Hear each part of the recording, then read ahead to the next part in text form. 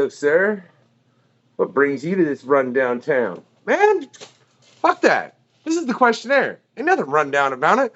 Work my ass off heading and make sure this damn show looks right. Yeah, for real. I am the unknown factor, ladies and gentlemen, aka that Wade Wilson of hip hop, right? Man, I hope you've been tuning in these past episodes. It's been phenomenal. Some of the people we've had on. I'm not going to get all into it. Just go back and look wherever you are. Spotify, Amazon, whatever. It's all there. It's all there, man. It's just where it is, you know. It's even playlists on YouTube. You can go through real easy. If you're looking for numbers, there ain't no numbers. I don't know what number this is, but I do know today we have Phil Hester in the house. Hello. That's quite an intro. Thank you, man. And you know, the second that I got complete with it, my dog walked in here and wanted to pee. Ladies and gentlemen, we'll be right back. For real. Phil, intro's so dope, it meant my dog had to take a leak, man. Me too. Damn, man. Well, I got a little Tupperware here under the drawing table, so I'm good.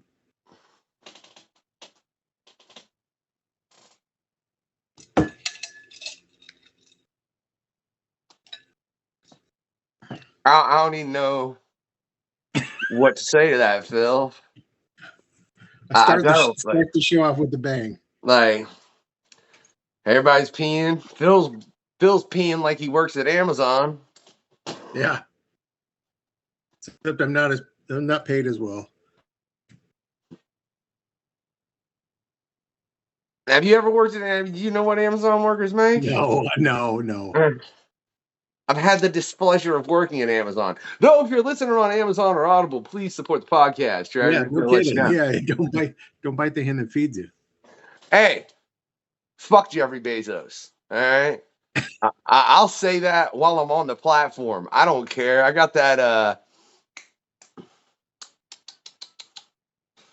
Last week with John, I got that John Oliver mentality. You know, yeah, I will. Yeah, I will look at my parent company and go, you know, y'all suck, right? You know, you're on a platform. You know, I don't care. Y'all suck, right? But on the note of platforms, Phil, man, you've done some work. You know, I mean, for pretty much everyone. So yeah, I want to. That's what happens. Well, that's what happens when you don't leave. That's how you build a career, by not leaving. Surprised I ain't had a guest leave in the middle of the podcast yet, but that's neither here nor there. But let's see if we can maybe one, get you in trouble, and then two, get you in trouble with two questions. One, do you have a favorite publisher that you've worked for? Like, is there one out of everyone that you're like, I loved working for this publisher? And if so, why? It's tough for me to say because I've been doing this so long. I've been doing this like 35 years. So not only have publishers come and gone, like the character and nature of the publishers themselves have changed over that time period. So like, you know, I just did a short story for Oni, and I have a long relationship with Oni. I've done stuff with Oni since, you know, before the year 2000. But Oni's a completely different company now. It's totally different. So it's almost like I'm starting over and working for a new company now. They're under they have new leadership. And that happens all the time. You know, the only constant in this business is change. And it keeps places you think you know, or editors you think you know, they come and go, and they wind up at different places. So we were talking off the air about The Darkness, and the guy that hired me, Rob Levin, to do The Darkness is now at Valiant. So it's like, was my relationship with Takout or was it with Rob? And that's sort of the thing that freelancers have to negotiate. Like, your relationships are really with the people, and what companies they're at don't really matter. It's funny that you say that, because we recently had Heather Antos on. Right. Pleasure. Check it out. I mean, she did an extensive run with Marvel, doing a lot of Wade. You know what I mean? And some great Deadpool stories, in my opinion, too. As someone that's, I mean, I've been a fan of Deadpool long before there was ever Ryan Reynolds playing him. You know, even though I can't complain, Ryan, you did a great job. If you see this, man, I'd love to have you on the show. Just if nothing else, to talk Deadpool. I'm for real. Dude brought out of comic book characters that have been brought to life as a character. I don't think there's anybody that did a better job as far as bringing the persona of a character, in my opinion. You know, like the actual, like he nailed it. Yeah, he pegged brought it hard. Yeah. But I mean, like I said, she worked at Marvel. Now she's at IDW, working on the Star Trek. But so that's an example of just somebody completely changing. And we were discussing. Damn, I went to the Ryan Reynolds and I lost my middle point, even though I remember what my second original point was. This is the problem with, having several concussions and being autistic all at once. It's an issue. So screw it. Let's just use that to wean into what my second point was. So you see that a lot as far as, or no, that's exactly what she said. As far as you end up getting relationships with the people that work there, as opposed to the company itself. She said she's seen this at DC recently, and the massive switch that they'd had in all of their editors, and now there were a lot of freelancers that couldn't get work because they didn't know the new editors at DC. They knew the previous ones, and they weren't there to hire him anymore. Do you think that has something to do with the very much current trending hashtag on Twitter of comics broke me? And what's just your thoughts on that hashtag in general? Yeah, I don't want to pass judgment on anybody, because I realize that, like, my careers, like the beginning of my career, seemed tough to me, but that seemed tough to me. Like, I came into the game with a lot of advantages. Like, I was married. I had somebody that could support me. I was a white guy. I looked like all the guys that ran the companies. So even though I was young and struggling, I had two big advantages in my favor. So, like, people that don't have advantages like that are coming into the game right now, comics is a wonderful career and it's a wonderful art form, but it's not worth killing yourself over. So, like, anytime somebody decides to check out because the scene's not healthy for them, I'm not going to judge them. That said, everybody's going to hit a tough point in their career. It's really, I admire the people that know when it's time to push through. And I also admire the people that know when it's time to give up on a certain avenue and try another tack. And so a lot of those comics broke me stories are about people that had the wisdom to back off when they saw it wasn't working for them, more than people that were just like absolutely destroyed by comics. And so it's like any business. Any business is tough, and no business really cares about you as a person. So the problem isn't really comics. The problem is, like, America. Every business will chew you up and spit you out. I don't know if you know this, but I ran into a lot of health problems when I was 50, and a lot of it had to do with working too much. And my doctor told me it's time for you to cut back and back off that. And I thought, man, comics almost killed me. But then when I think back, my grandpa died in his 50s, and he was a farmer. My other grandpa had a bypass when he was 50, and he was a car salesman. It's not really comics. It's working. And you have to know, I think this new generation has a better perspective on, not to assign too much value to themselves as human beings based on their professional status in any chosen career.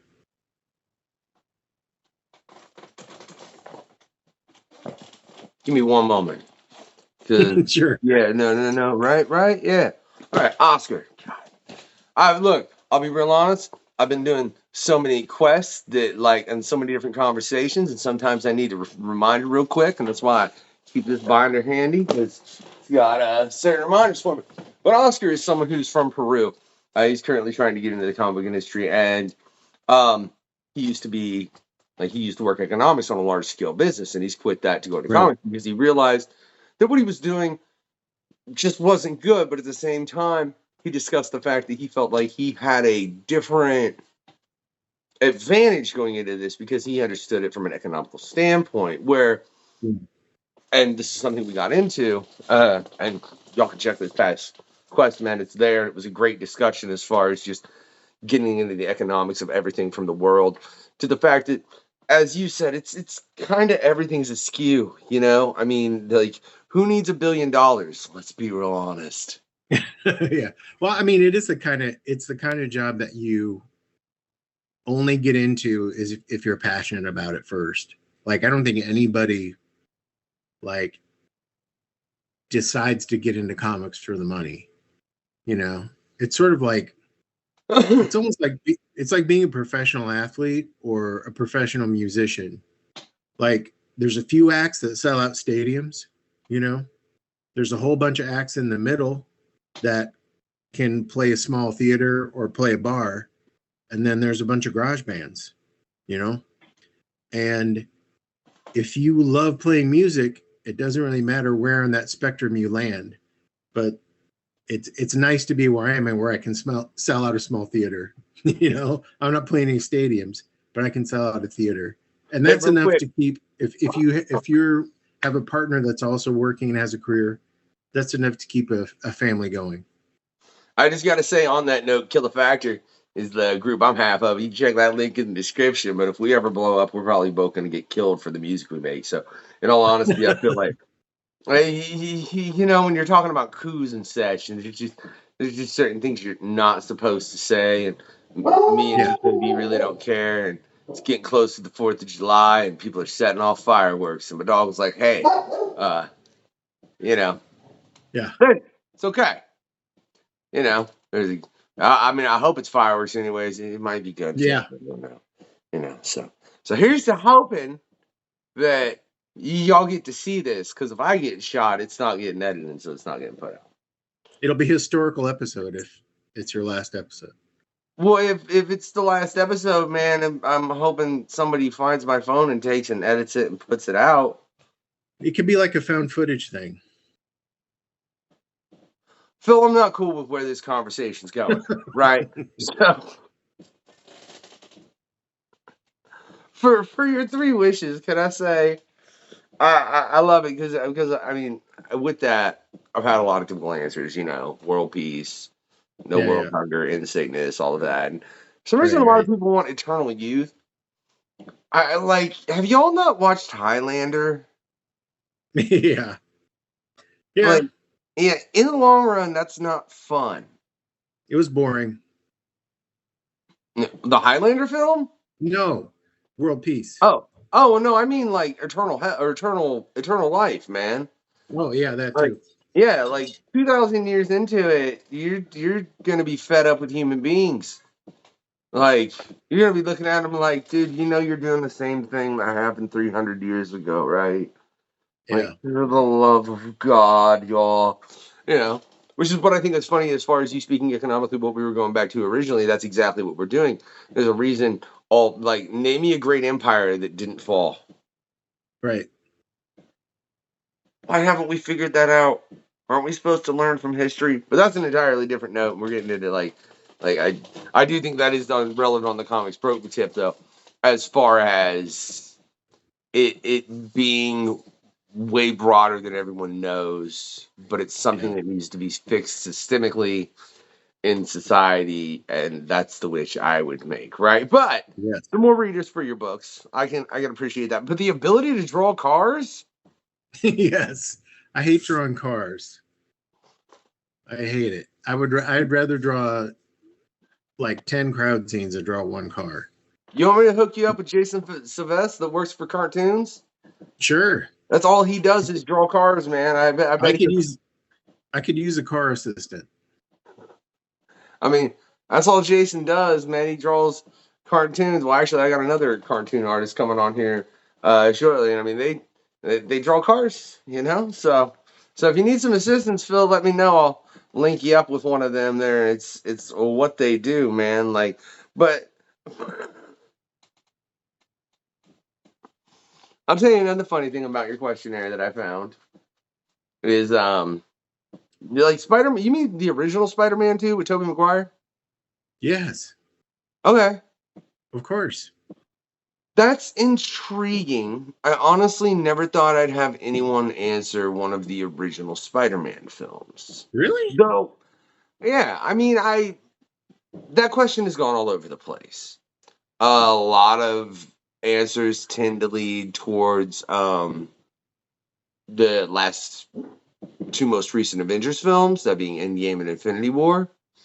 Um, but yeah, the fact that someone answered Spider-Man 2, Phil, what makes you think that was the most truthful to the comic? I gotta know. Because Peter Parker was a hard luck character, but not a loser, and that's the way the character generally is. You know, at least when I was a kid reading the book, that's the way the character came off. And Tobey Maguire, I think, is the best Spider-Man. I think he is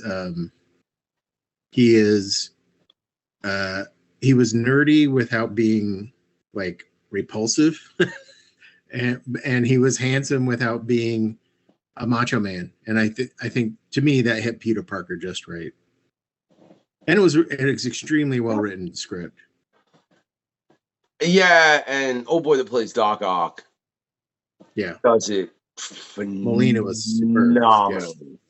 Yeah. Yeah, like that was interesting. But on the other end of the spectrum, man, I'll tell you, almost everyone answers somebody that's an Alan Moore comic. For their least favorite. Yeah, Yeah. it's Because I don't think any one of those adaptations has lived up to the books. Even the good ones don't keep pace with the books. yeah, it's no one can adapt Alan Moore is what I've come to the conclusion to. Like Yeah. it's I like with the more people that I speak to, I can't tell. Like every Alan Moore film, as far as what's been transferred, has been named. So it makes me curious, man. Out of all the properties you've worked on, is there one that you would like to see on film? I mean, I know there's a couple. There's obviously been a Swamp Thing film, as well as the TV series. TV series was good. Yeah. Film, we won't talk about the film. The second one actually has been on that answer as far as the worst comic book film. Um,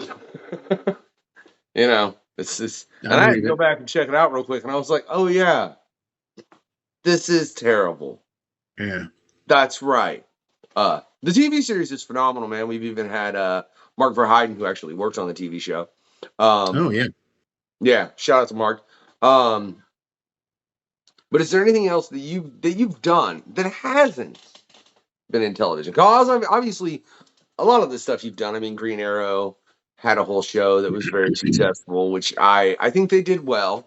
I mean, it obviously wasn't a direct adaptation from the comics. It had its own twist, but I do think they handled that character very, very well.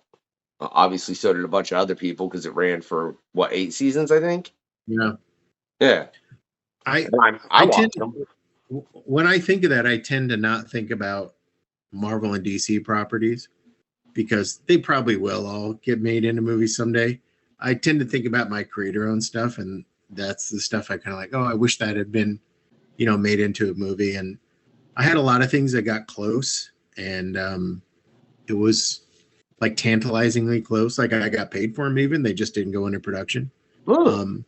But I wrote a book called 13 Steps, which was about a werewolf that goes into a 12-step program to stop eating people.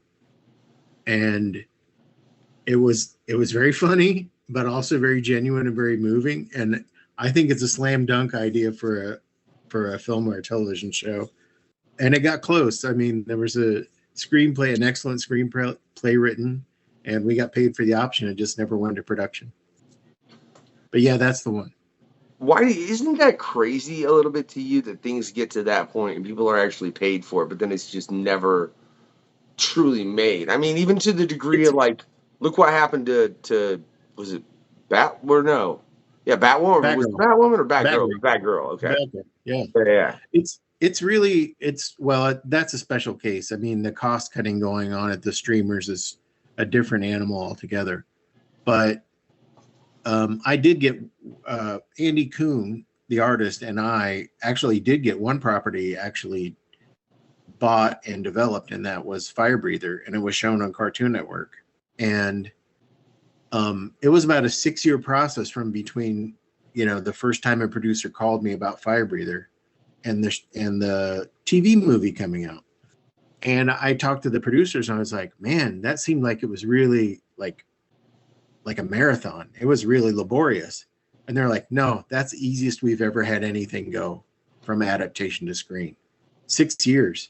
So so that's why I'm like, when you ask me like what my least favorite movie is, that's why I'm reluctant to like call anything out, because I know what a miracle it is anytime anything actually gets onto a screen. I know how hard of a road that is. So I have sympathy for anybody that tries to make anything. And we're back. I'm in a quick edit. I really did, Phil. I wasn't playing about it. I see that you have one property that you worked on extensively. That being The Darkness. I mean, you did quite a bit of The Darkness.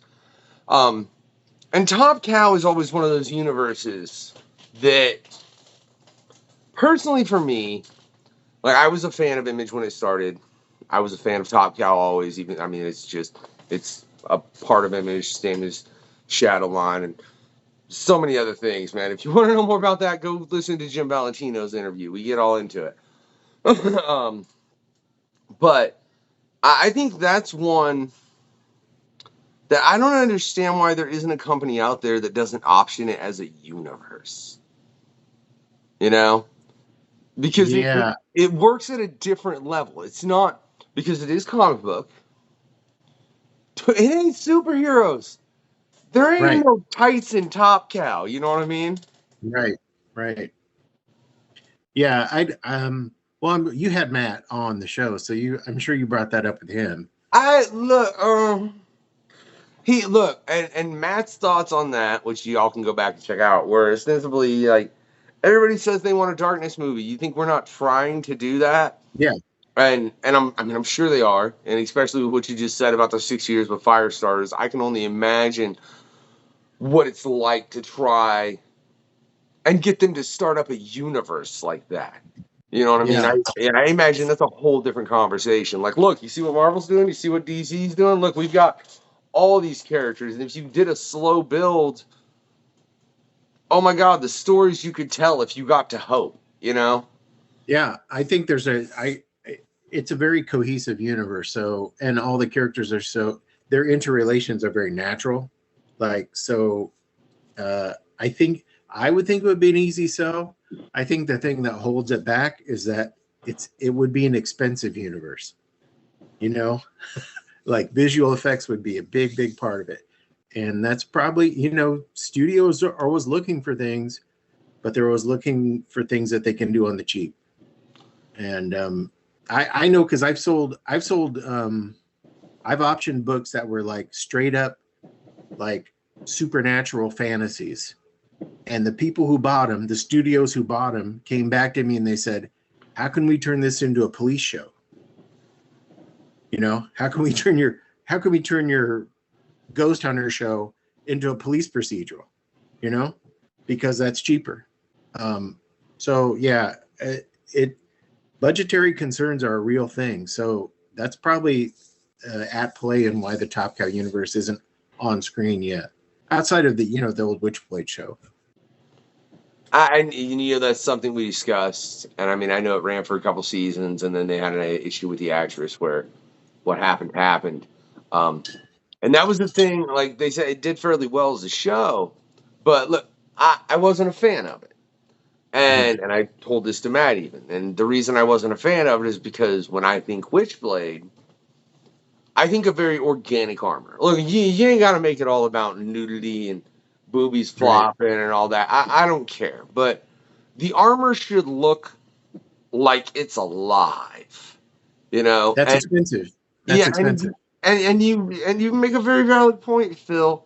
Like, just between what are the main three characters, what they call the Trinity in Top Cow, as far as the Darkness, the Angelus, and the Witchblade. That's a lot of money in special effects. Yeah, I mean, it's the same reason McFarlane's having such a problem with a Spawn film, is because the cape of Spawn, which you cannot do naturally, it has to be CGI, is a large part of that character, you know? Yeah. So, and it's sad, but you would think at the point that we're at, man, with how much CGI is advanced, because I mean, look at even the Hulk film compared to the Hulk in the Avengers. It's absurd, the difference. You would think they could put it out at a level to where it was at least enough to where it was like, oh, this is dope, you know? Oh, I think they can. It just costs a lot of money, and people don't want to. Studios don't want to spend money. That's all studios do is spend money, Phil. I know, but they don't want to. They want to make money.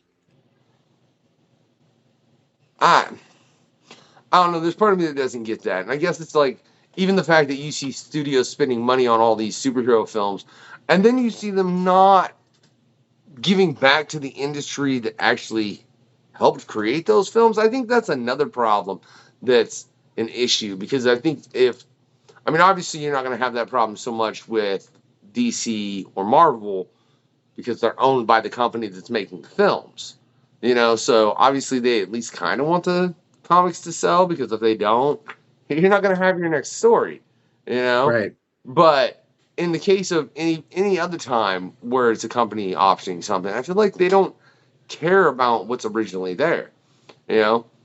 What do you think can be done to affect that on that end, to where they worked more with one another? Because I feel, to a certain degree, as a fan of film and as a fan of comics for, you know, as long as I can remember, man, like I can say, I could sit here and list films off that I love, and I could sit here and list comics off that I love, and have it to where they did not intertwine to a certain degree, but at the same time, you're like, oh yeah, there's Alien films, oh yeah, there's Avengers movies, you know. But I'm talking about yeah, not that I don't love both respectively from either market. How do you think you get that to more intertwined, to where one growth affects the growth of the other at the same time? Yeah, I don't know, because in effect, the movies have gotten so good at telling those stories. In a way, they supplant the comics. You can meet somebody that's like, oh, that says, I'm the biggest Iron Man fan in the world, and they've never picked up an Iron Man comic book, you know, because they've got the movies there, they've got cartoons there, they've got video games. They don't have to access the comics to be an Iron Man fan, which is the sad truth. But I think the only way to exert, I think your question was twofold. I think the only way to exert any influence on a film adaptation of a comic is to become such a 800-pound gorilla as a comic book that you get to call the shots when it's time to make the movie. And probably the best example of that is Kirkman. Kirkman, like when we got approached for Fire Breather, we were excited to get any sort of deal, and we jumped on it, and we got Fire Breather made. And we were very lucky. Fire Breather #1 and Invincible #1 came out at the same time, and like Robert got all sorts of offers to do Fire Breather cartoons, Invincible movies, Invincible cartoons, but he wouldn't be in charge, and he passed, and he waited till he got big enough that he could call shots. And that's sort of the only way you can get the film industry to like respect your work, respect your comic, is to already be a heavyweight in the comics side of the equation. I'll tell you, the funniest thing about everything you just said is the second you said Robert Kirkman, my brain went, yeah. Yeah. Yeah. Like, I mean, that show, that's why the cartoon Invincible, in my opinion, you can see so much of the comic in it. Like, it it really lives up to what the comic was. It makes me curious what would have been done with that had he optioned it early. They would have changed a lot. I mean, they changed when we optioned Fire Breather, they changed a lot, and we couldn't say no. You know, we couldn't say, oh no, that doesn't work for that character. And I realize like film is a different medium than comics. So I've got to respect the artists that work in that medium and the changes they have to make to make a comic book story work as a film story. But there are changes they made that if I had more power, I wouldn't have agreed to. And Robert played the long game and he waited until he got the deal where he had the power. And believe me, I mean, I know from being around there at the time, he got tons of offers before Invincible finally came out the way he wanted. And he passed on all of them because he didn't have enough control. Huh. That's very, very intriguing. And I know for a fact, from just having McLean on, they said Brian Pulido did the same with Evil Ernie. Right. And then he ended up turning it into a very successful comic with Chaos Comics, and then I hate that happened. Sorry, I was a big Chaos fan. I can't lie. And what happened to that company, it hurts my feels, man, right here. So, like, it's not cool. It's one of those companies I really wish was still around in its entirety. Right. No, I'm very happy to see what Brian has gone on and done with Coffin Comics. Right. In that, man, what do you think about like just things like that happening to where it's like such minute things can cause such a flux in the comic book industry? I mean, even if you look at the dissolution of the comic book code, and what it initially caused, like what do you think the industry would have been like nowadays had that thing never existed? Oh, had the code never existed? Yeah.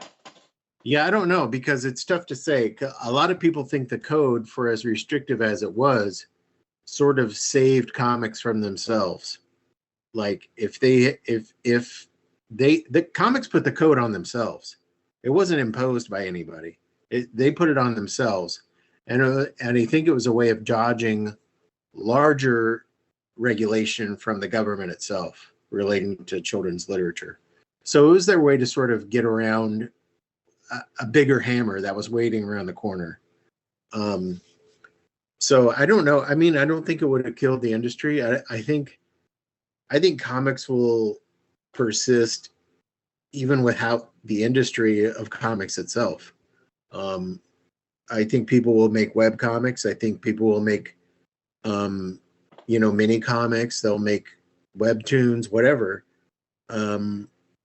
because the actual art form itself is so powerful and so easy to access, like both as a reader and as a creator. They're easy to do and easy to understand. And so I think no matter what happens, like the business is crazy. The business has always been crazy. I think Joe Kubert, I attended a seminar that Joe Kubert gave, and he said that he'd been through the death of comics 6 times, and it's still here, and we've probably done 8 or 9 since that seminar. So comics itself as an art form is gonna outlive comics as an economic model for sure. All I know is with those 2 statements, as far as the 6 times and the 8 or 9 times, made my brain hurt a little bit. Well, it was a joke. I mean, it's a joke because comics, they looked like they were dying to everybody in them, but they didn't die. They survived, and things change. I think that's the toughest part of the toughest part of the business is being open to the changes the changes that are coming, whether you want them to or not. And it doesn't mean you have to like react to the market and tailor your work to a certain market, but it means you have to be aware of the realities on the ground, and things aren't always going to be the way they were. And you've got to not cling to the past if you want to keep making comics. I think that's the way in everything to a certain degree, though, but especially in any entertainment medium. Because I mean, if you're not willing to look at the society and what it's doing towards an entertainment medium, you're gonna fail, man. You're gonna end up saying something that gets you canceled, for lack of a better term. Hell, I mean, if Trump ever gets the dictatorship he wants, he will shut this show the fuck down. All right, I guarantee Kill a Factor will get shut The fuck? Me and DKB might end up in Guantanamo Bay if Trump gets the dictatorship his dumbass wants, I'll right? visit you. I'll Yeah. come visit you. I wouldn't suggest it, man. You'll end up right there with us, Phil. All right, just let well enough alone and know that I got my brother with me, and we'll be okay. It'll just be really shitty, and apparently we'll just be killing convicts in Guantanamo Bay. And hey, hopefully people are intelligent enough to realize that Trump shouldn't be president, and anybody that uses the Punisher skull to say law enforcement Yeah. is cool is a moron. Yeah. I know I'm hoping for a lot when I say Well, that. I think you might see that come true. What? Law enforcement stop using the fucking Punishers? No, the first one. Oh. I think people are hip to Trump. All right. Well, can we get to the second thing and realize Yeah, I don't. like That's weird. That's very weird. it's funny too. I don't understand. I don't get that. Let's can we dive into that a bit, Phil? Because you've been into comics for 30 plus years, man. You've worked for the big two. You've worked for the big three, let's say, because they're the big three at this point. Mm-hmm. And you've worked for a number of other publishers. You've done your own creator owned. Why do you think it is people that aren't aware of the comic book community, like you said, you and I and other creators and other real comic book fans think it's okay for cops to use the Punisher's logo on their shit? Yeah, I don't know. When I came into comics as a reader, Punisher was clearly a bad guy. Like, he was a Spider-Man villain. Like, he wasn't an anti-hero. He was a Spider-Man villain.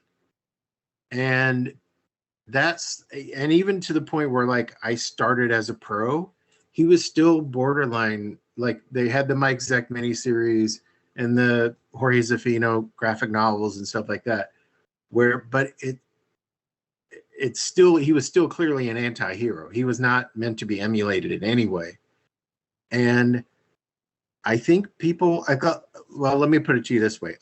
It's like when I was talking about Iron Man, how you could be an Iron Man fan without ever reading an Iron Man comic. Okay. People can become fans of imagery, of characters, of symbols without knowing anything about them. Like Well, that's fine, Phil, but in that case, he's had 3 films and a I TV understand. series. And it's not I like he understand, was but ever depicted as the nice guy. I know. But you and I relate. I mean, there's no excuse for idolizing the Punisher in any way in a real world circumstance. Period. But I also understand that not everybody relates to comics or comics-based media the way you or I do from the inside. Like, a lot of people only have a glancing awareness of any of these characters. Like, there are people that, like, put Superman shields on their body. They tattoo Superman shields onto their skin, right? But have never read a Superman comic. Can't tell you that his name is Kal-El. They just see him as the ultimate badass, and that's a complete misapprehension of Superman, and that goes on all the time too. So I don't want to say I want to give people a pass for idolizing a character that is murderous in any way, and especially if, like, your career is devoted to protecting people. Those two things don't go together, in my opinion.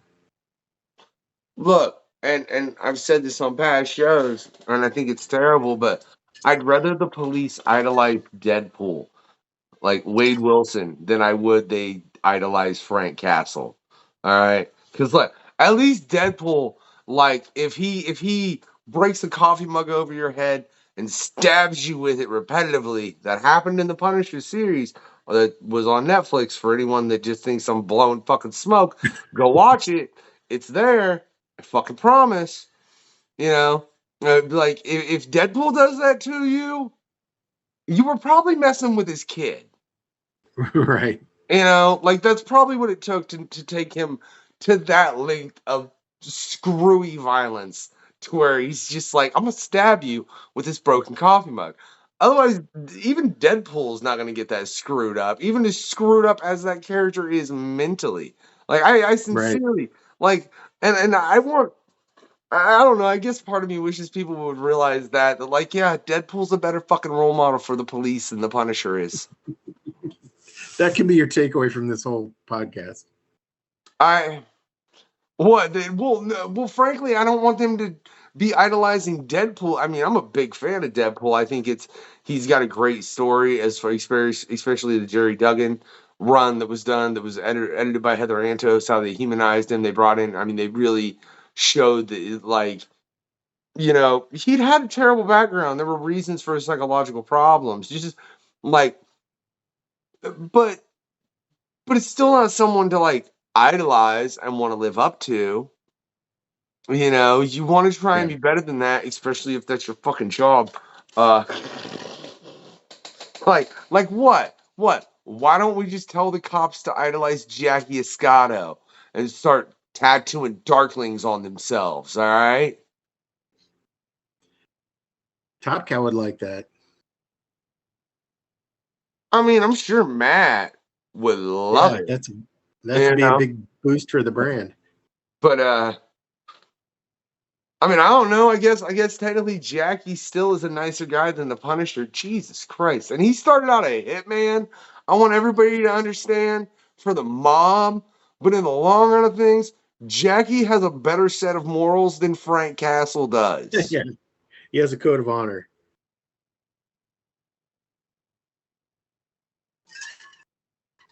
Oh fuck, Phil, that's scary. I never realized that one until right now when I brought you on, and like, I mean, like I said, you've worked extensively on the darkness. What was it like, man, doing that long? Because what is there anything else you've had a longer run on?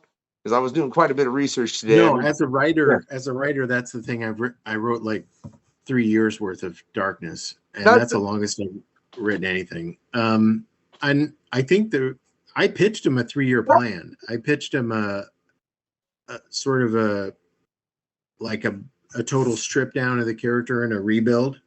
And thankfully, Philip Sablick and Rob Levin and Matt were all down with that. And I mean, we cycled through a lot of artists in that 3 year span, but yes. they were all like, I can say this about Top Cow. They were all like top notch artists. Like they don't mess around. And the books all looked great. And I didn't have to compromise too much on what I wanted to achieve with the character. And largely what I wanted to get across it, like a life of violence is essentially going to, I mean, it may get you what you want in the short run, but it eventually is like a way to empty out your life. You empty out your soul. And I think hopefully that's the message that my 3 issues on the character put across. 3 years, man, not 3 issues. But yeah, 3 years. I just say you said 3 issues, and I'm like, Oh, no, did dude, I? I've No, got three way years. more comics back here on my shelf that got your name on them than Yeah. three that are darkness. I promise you. Yeah. I lost a lot of my collection. I wish I had everything I did, but I kept my darkness comics. You know what I mean? And I I should say 3 trades. It was 3 trades. yeah, all right, yeah. The accursed volumes. I think it was. Well, they did 1, 2, and 3, but technically you're in the omnibus as well, and Right. that's a whole thing is screwy as far as how they number all that shit. I ain't even getting into all that. But what's your opinion as far as then working on something like that that was an established character that had already had a history, you know, as Um, opposed to just being able to start your own thing and just take it and wing it? Because I mean, Jackie had already been established. yeah, it's always a challenge because you don't come onto a character as a new creator unless you feel like you have something new to say about that character. But if the character is appealing to you in the first place, there's something about the old character, that character before you got there, that is worth preserving, right? So you've got to do some like forensic skills on your own fandom you've got to figure out, well, why did I like the darkness? Why do I like Jackie? And break it down to the essentials and say, well, the essentials are still going to be here, but what can I change and still stay true to the essentials?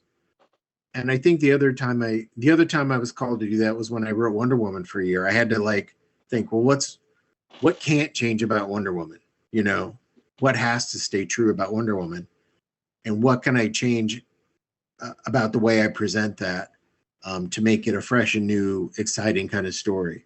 So I went through that with The Darkness too. And anytime I have an extended run on any character, and by extended, I mean more than a one shot, I'm thinking about that sort of thing. Like, what do I preserve and how can I sort of change the point of view on it so it looks fresh to a new reader?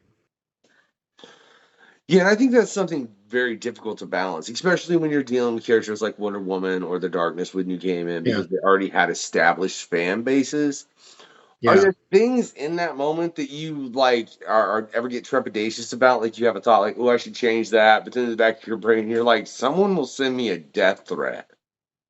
You're going to get, I mean, it's worse now with social media than it was before. Before it was usually just confined to message boards, and forums. But I found that like people only, number one, you got to remember people doing stuff like that, like doing death threats and things like that, are usually just kids dinking around. They're not like legitimate. They're not like legit readers of your book, so you can't take it too seriously. But they will get mad about, like, someone will get mad about anything you do. Like if you put a character in the wrong colored jacket, they're going to get sore. They'll say like, well, that character is only one black leather jacket, it's not brown. And if you'd done your research, you'd know that. That's the kind of feedback we get. And you got to sort of let that roll off your back, because if you try to make everybody happy all the time, you're going to be a nervous wreck. You're just going to be looking over your shoulder the entire time. So you have to like believe in what you want to say with your character and stick to it. And if it works, great. And if it doesn't work, you gave it your shot. You shot your shot, Man, I got two notes to say on that. One, the funniest, most outlandish death threat I ever heard was my man Mike Root back here, right? Who drew this beautiful Swamp Thing piece.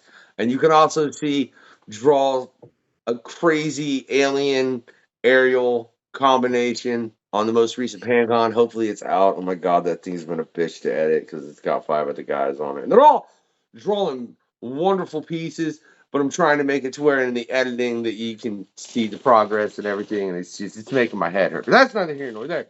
I had somebody send him a death threat at one point, or no, I had somebody just threaten him, and he had death threats sent about Jenica, I think it's the character's name in the Teenage Mutant Ninja Turtles, where they brought in a female Ninja Turtle, right? Oh yeah. Yeah, and he had a couple death threats and this and that, but then one of the messages he got was, oh, well, I haven't read a Teenage Mutant Ninja Turtle comic in 25 years, and I guess there's no reason to read one now. And his response was, yeah, I don't think you're the demographic then. Like, you ain't read one in 25 years, dude. What the fuck does your opinion matter? You should shut up. Yeah, that's the thing. You got to keep in mind, anytime you're working on an established property, that like it's your responsibility to bring new readers to that property, and you're not going to you can't keep a character like frozen in amber forever. You've got to change if you can't change the essential nature of that character, you at least have to change the way it's presented. And a lot of people view these characters like comfort food. They're like, I want to be able to like come read my Hulk comic, and Hulk better be smashing things. Like that's what they came for. And that's cool and everything, but like if you really love the Hulk, you want to see all the different facets of the Hulk and all the different ways that story can be presented. And that's why I think Immortal Hulk was just brilliant, because it was a new way to tell what frankly can be a repetitive character, And see, as a fan of Deadpool, like I said, it's if you're talking about characters that really have a legacy and are still around, Deadpool's my dude because Evil Ernie had his whole history cut out from him, and that just kind of sucks to me. Like if Chaos was still around, it'd have been a tie between them two. But then like I picked this up today. You know what I'm saying? It's a very different take because it's from Jump.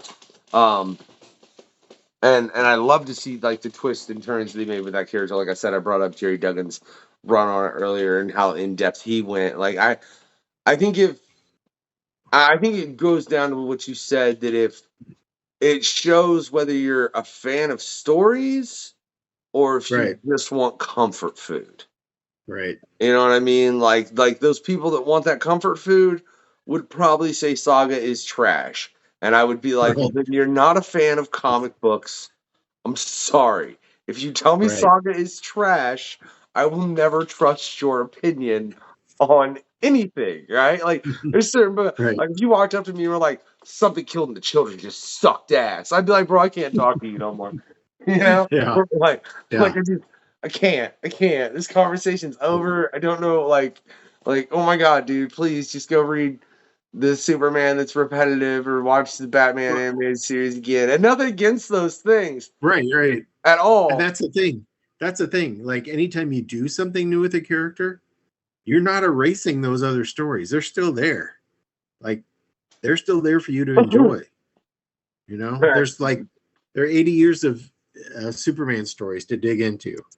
If you don't like what's happening in Superman right now, there are literally thousands of issues of that book that you can dig into. Yeah, and if you've read it all, I'm impressed. And if you've I read it tip all, my hat.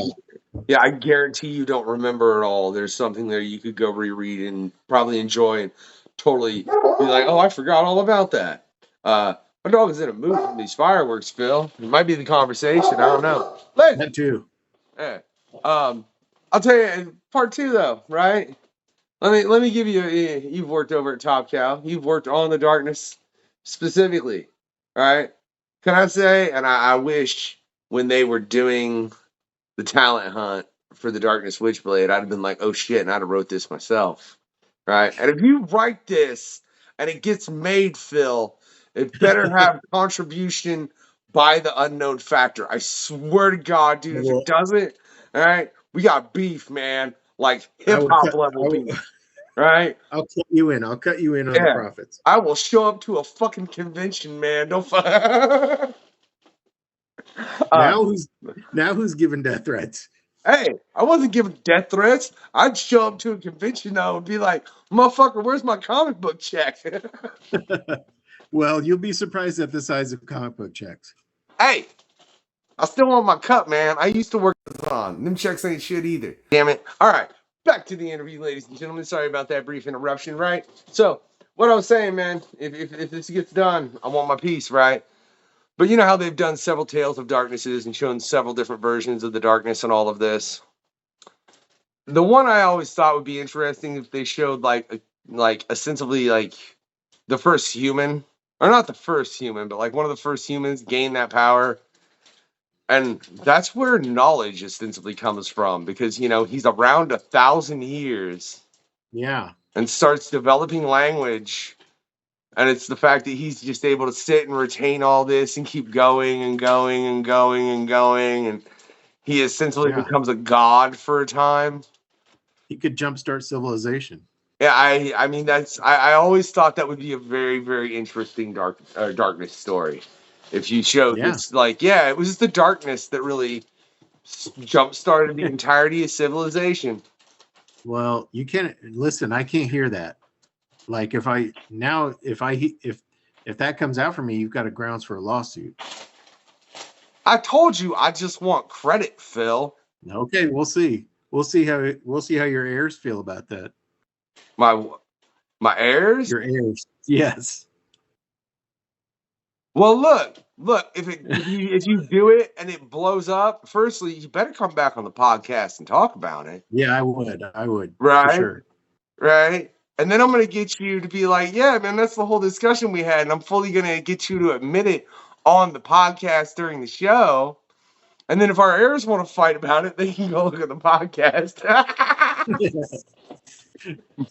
Like, no, it was their idea, damn it. Not his or his. It was their idea. I'm like, You know, that's what happens. No, but I always just thought that'd be very interesting, and honestly, it's something I could see you writing based on how you did the It's a sovereign good swing and idea. everything. No, that's a good idea. It would just be intriguing, man. Yeah, it really, really would. It really, really would. That whole issue threw me off, man. It really did. I ain't even gonna lie. Oh shit, that's funny. I didn't even notice that your least favorite comic book character now is the Punisher. That's just kind of comical based on the conversation we had a little while. I got a lot of questionnaires, ladies and gentlemen. Don't give me shit for not knowing every single answer that everybody's given. There's a Patreon. Hopefully it's available now, and y'all can go donate to it and check out every questionnaire from everybody, which is a lot at this point. Yeah, it was a lot of questions. I was surprised. I mean, man, because I'm trying to use it twofold, right? And firstly, dude, I don't give a shit that you're from Iowa. You really didn't see a pair of chopsticks until you were 30. No, I did not, and not till I was like in Chinatown in San Francisco had I seen a pair of chopsticks. So I had to. I still roll with a fork. Yes. You ain't got no. You didn't have any restaurant, some chain, some that just. No. Even the Chinese restaurants out here in Iowa, you get a fork. At least you did back then. Now you can get a chopsticks, but not back then.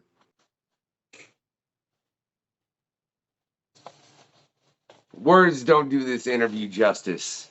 It's true. Just like they don't do living justice. I didn't see a bagel till I was like 19. I'm not lying. We didn't even have bagels in the Midwest. Oh my god! Until I I was thought like Indiana in college. was like cut off from everything as far as I grew up in a real small town, but I didn't see bagels till I went to college.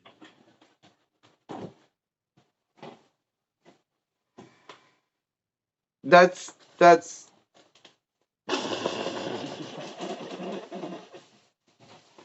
oh my god, man. That's pretty terrible. Like I don't get that. Like that I was just that isolated. Like, and you ain't gonna have legal weed until like 2090 then. We will be last. I guarantee we will be last. Well, maybe Utah. Utah might be last, and then us right before Utah. Yeah, I think Utah might get you just a little bit, if nothing else. Yeah. Yeah, but from what you've told me, man, I do definitely think Iowa will be last, man. Like, but I'll tell you what. Let's get into one more thing, comic book related. Like, out of everything you worked on, Phil, was there a character out there that you look at and go, man, before I stop this, I want a chance to work on that one. Yes, as a writer, I would love to write the Fantastic Four, and I would make it right now, it's pretty much the flavor that I would pursue if I were writing Fantastic Four. It would be weird. It would be very Doom Patrol-like. It would be weird adventures with a family. And as an artist, I really would love to draw a Ragman series. I love that. Ragman. Are you there? Okay, you dropped on me.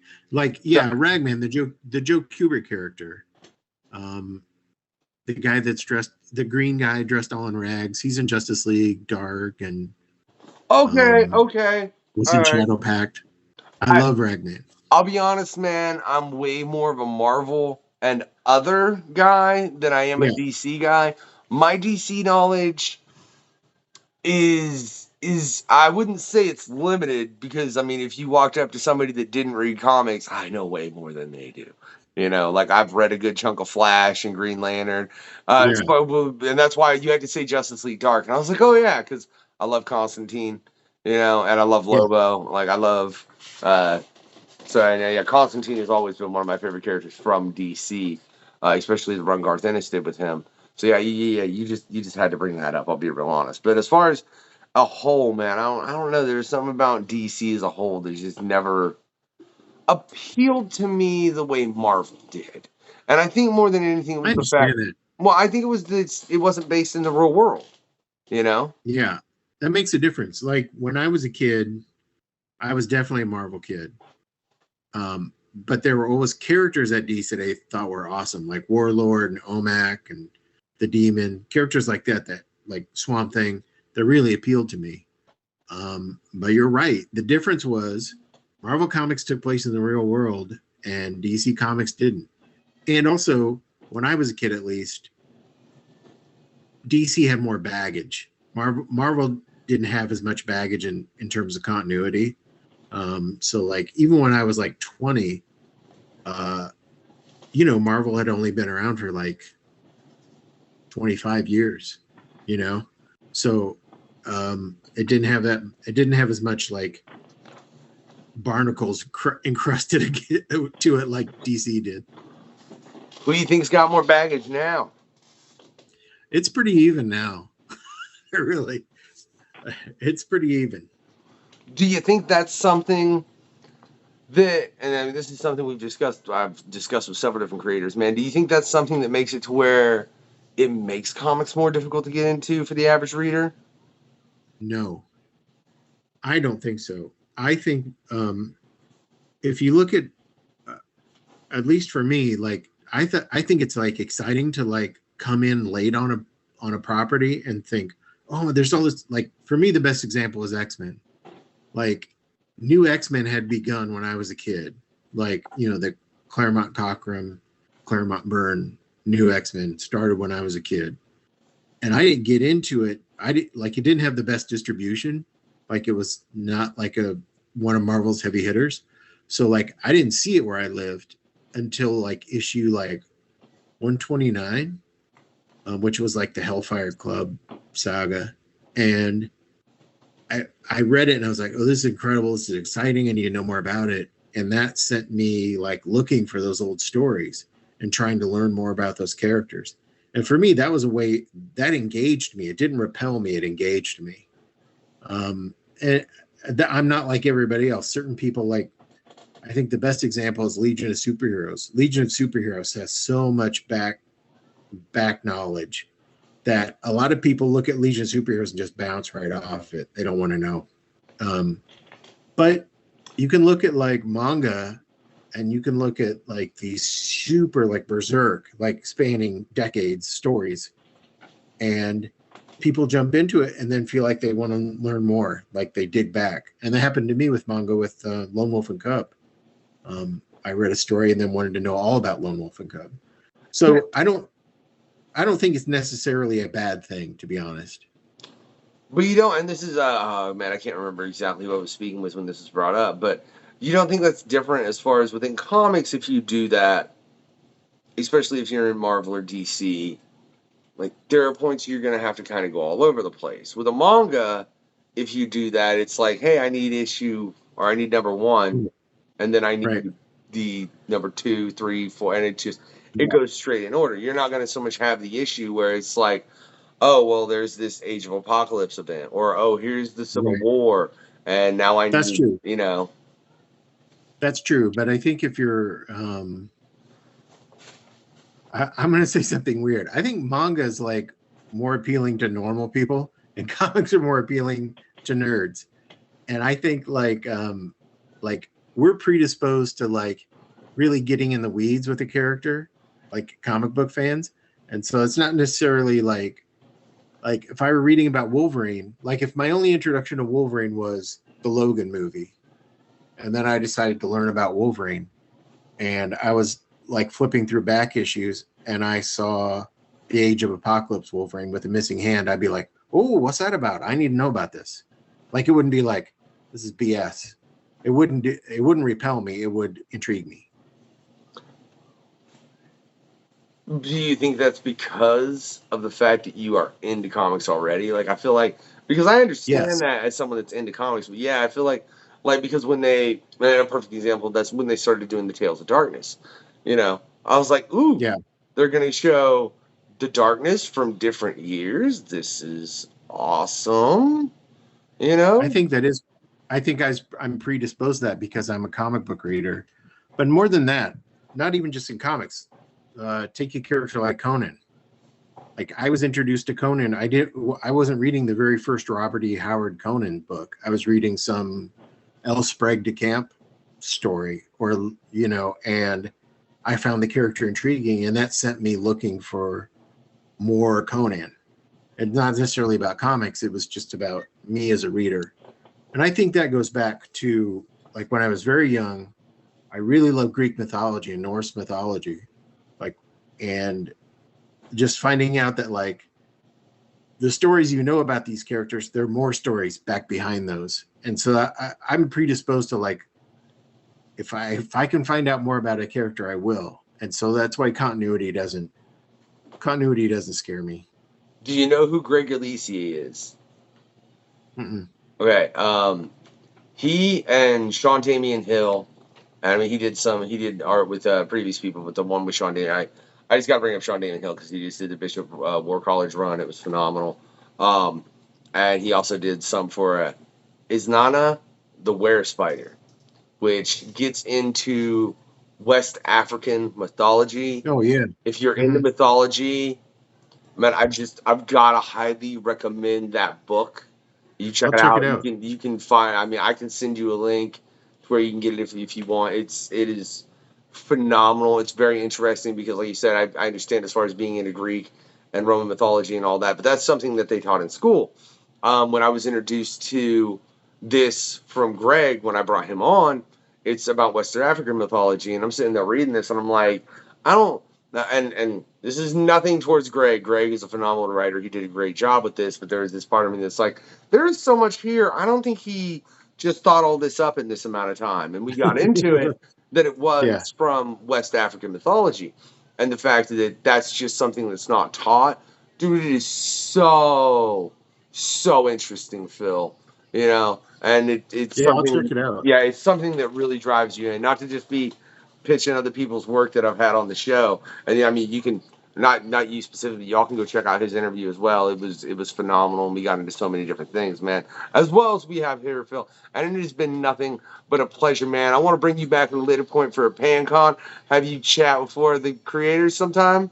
Yeah? Yeah, it'd be fun. And that's sheer madness, so Maybe we won't have as many damn interruptions as we did in this show. It's gonna be a pain in my ass to edit. I swear on my life. Maybe I'll get it. Maybe I'll get a dog between now and then, and the dog can interrupt. My dog can interrupt me. Turnabout.